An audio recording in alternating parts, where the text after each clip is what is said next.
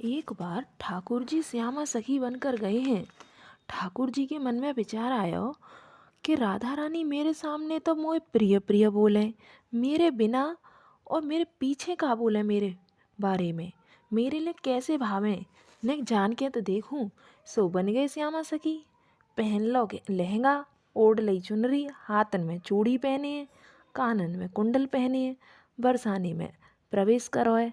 सभी गोपी कहें, आहा कैसी मनोहर चाल है, देखो तो सखी कैसी मटक मटक के चल रही है। अरे सखी कौन की लाली है तू? ठाकुर जी तो तेज हैं बोल चाल में, बोले तेरी ही तो हूँ, भूल गई। अरे बड़ी चपल चपल बोले, कहाँ नाम है तेरा? अरे मेरो नाम श्यामा सखी है।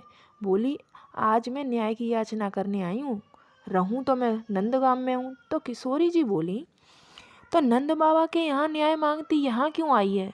तो कन्हैया जी बोले, बात बहुत गंभीर है, वहाँ न्याय नहीं मिलेगा, मैं नंद बाबा से ना कह सकूं। किशोरी जी बोली, कहो। इतने में तो श्यामा सखी मोटे मोटे आंसू ढरका के रोने लग गई। अरे मैं कहाँ बताऊँ, कैसे बताऊँ, मोकू तो लज्जा आ रही है। श्री जी बोली, बताओ बताओ। तो श्यामा सखी बोली, कल परसों से दही बेचने जा रही हूँ, तो मार्ग में श्याम सुंदर आ जावे। किशोरी जी बोली, श्याम सुंदर? तो कन्हैया जी बोले, तुम्हें कहा बताऊं, तुमने जो ऐसा सुना है वैसा ना है श्याम सुंदर, वो तो बड़ा छलिया है, चोर है। इतने में तो राधा जी बोली, अरे खबरदार जो तुम बोले मेरे श्याम सुंदर के बारे में कुछ भी।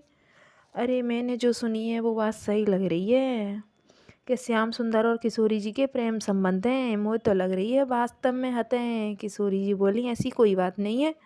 कन्हैया जी बोले, तुम्हें लगती होगी मैं अकेली ही नहीं हूँ, शिकायत करने वाली ऐसी अनेक बैठी हैं। आपको ऐसा लग रहा है कि कन्हैया जी तो लीला कर रहे हैं, पर यही समय है कि श्याम सुंदर कोई गोपी के मार्ग रोक रहे होंगे, कोई की चुनरी उड़ा रहे होंगे। तुमको बहुत अगर प्रेम है तो श्याम सुंदर को पुकार के देख लो, अगर वो आ जाएं तो मैं मान जाऊंगी। वो आवेंगे ही नहीं, क्योंकि कन्हैया जी को तो पूरा विश्वास है, क्योंकि वही श्यामा सखी बन के आई हैं। मैं आपसे शर्त लगाती हूँ, अगर श्याम सुंदर आ गए तो जीवन भर तुम्हारी चाकरी करूँगी। किशोरी जी बोली, मेरे से शर्त मत लगाओ, मैं बस एक बार टेर लगाऊंगी और वो दौड़े दौड़े आएंगे। कन्हैया जी बोले, तो बुला लो। किशोरी जी ने नेत्र बंद किए और मन ही मन ध्यान किया है, कहाँ हो मेरे प्राणनाथ, मेरे जीवन धन। किशोरी जी मन ही मन ब्रज में देख आई, कान्हा जी नहीं मिले। अब वो नंदगांव में सब जगह देख रही हैं लेकिन दिखाई नहीं दे रहे हैं। किशोरी जी को मन बेचैन है रहा है, वो कह रही हैं कि ये तो कहीं दिखाई ना दे रहे। फिर क्या देखती हैं, वो ध्यान लगाती हैं, अरे ये तो बरसानो दिख रहा है, बरसाने के अंदर भी निकुंजवास दिख रहा है। और देख रही हैं ध्यान लगा के, तो क्या देखती हैं कि अपने ही निकुंज में ललता है, विशाखा है, मैं हूँ, श्यामा सखी है, और तो कोई है नहीं। कहीं मेरे प्राणनाथ यहीं तो नहीं है, कहीं छुप कर बैठे हों। और ध्यान लगाया तो किशोरी जी को श्यामा सखी की कमर पर क्षुद्र घंटिका दिखाई दी। अब उन्होंने और ध्यान लगाया तो घूंघट के अंदर कमल नयन वाली मोटो मोटो काजर लगा के कान्हा जी आंखें न मटका रहे हैं। तो किशोरी जी बोली, श्याम सुंदर आप तो सामने ही खड़े हो।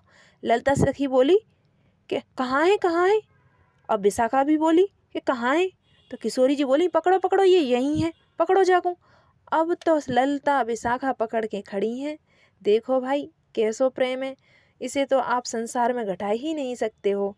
अब राधा जी कह रही हैं, पकड़ के रखो ने, देख तो लो कैसे श्यामा सखी बन के अपनी ही बुराई कर रहे हैं। तो कन्हैया जी बोले, मैं तो तुम्हारे ही हृदय की जानने आए हो कि तुम्हारे मन में कैसे भाव है मेरे लिए, का सोचें तुम मेरे लिए। किशोरी जी बोली, तो कहा सुनो आपने। तो कन्हैया जी बोले, मोए तो लगो कि जब संसार में मेरे से ज़्यादा कोई प्यार कर ही ना सके, ज़्यादा प्रेम कोई कर ही ना सके। इस प्रेम भाव में तो मैं बिक गए हो। आप तो ऐसी हैं कि कहीं भी बैठी हो पर तुम्हारे चिंतन में हमेशा मैं ही हूँ। किशोरी जी ने कही, अब कछु हो, अब तो आनंद आएगा।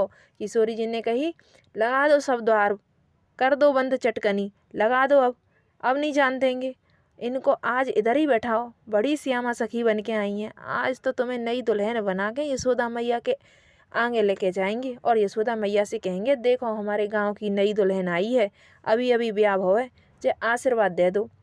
और यशोदा मैया अपने ही लाला को जब चर चिर सौ भाग्यवती आशीर्वाद देंगी तब आवेगा आनंद। किशोरी जी बोली, लेके चलो यशोदा मैया के पास। अब कन्हैया जी, किशोरी जी आपके हाथ पाँव जोड़ूं, ऐसा मत करिए, यशोदा मैया के आगे नाक कट जाएगी मेरी। वो वैसे ही मेरे पीछे लगी डोले। ए लाला ने अपनी चाल ढाल सुधार ले, ऐसा लगे जैसे गज गामिनी छोरी आ रही हो। उन्हें पता चलेगा कि मैं लहंगा फरिया पहन के डोल रहा हूँ, बहुत नाराज होंगी। किशोरी जी को इतना अच्छा लग रहा है कि आज श्याम सुंदर उनके सामने घबरा रहे हैं। किशोरी जी बोली, इतने घबरा क्यों रहे हो? मैं कछु कह थोड़े ना रही हूँ। मैंने अरे न मुस्कुरा लो। ठाकुर जी मुस्कुराने लगे। इसके बाद कहते हैं, किशोरी जी को अपने प्रिया प्रीतम की छवि ऐसी भा गई कि वो वैसे ही भवन में ठाकुर जी को बिल्कुल घूंघट लगा करके यशोदा मैया के आगे ले जाकर बोली, यशोदा मैया। तो यशोदा मैया बोलती हैं, किशोरी जी कैसे आए?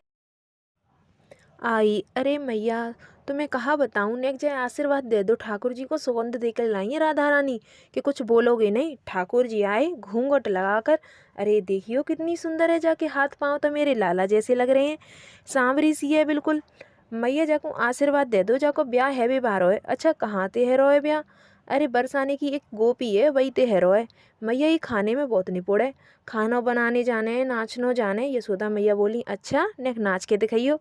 घूंघट में ठाकुर जी नाच रहे हैं। यशोदा मैया बोली, अरे तू तो बड़ी विलम्ब ते मिली मोए। किशोरी ते पहले मिल गई होती तो तेरो ही ब्याह कराती अपने कन्हैया थे, ऐसी सुंदर है तू तो।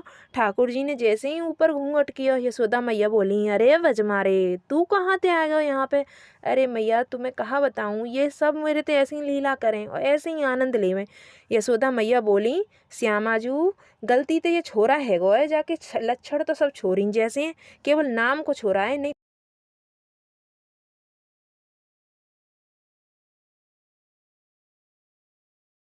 ऐसी ही और कहानियों को सुनने के लिए चैनल को सब्सक्राइब करें, वीडियो को लाइक करें और प्रेम से बोलें राधे कृष्णा।